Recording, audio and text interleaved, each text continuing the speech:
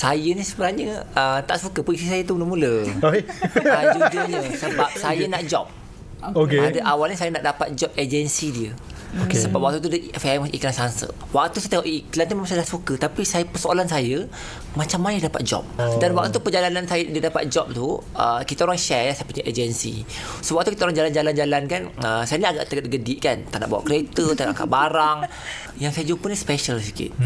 Dia macam baru terima saya.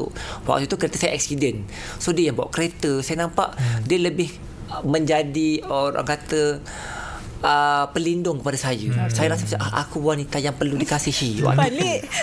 Memang betul. Saya rasa kau jangan ketawa. This is case yang benar tau. Okey. Tapi yang saya jatuh cinta dengan dia ni, saya tengok muka dia kan, saya tengok tak ada orang yang sesuai yang boleh jaga saya. Pelik kan? Saya tengok dia, saya kata dia akan jadi cikgu kepada saya. Dia akan jadi pembimbing saya. She's the one lah masa tu. Ya, waktu tu kan saya tengok dia, saya tak boleh lupa. Dan daripada cerita nak dapatkan job agensi, perasaan jatuh cinta. Ni kisah benar.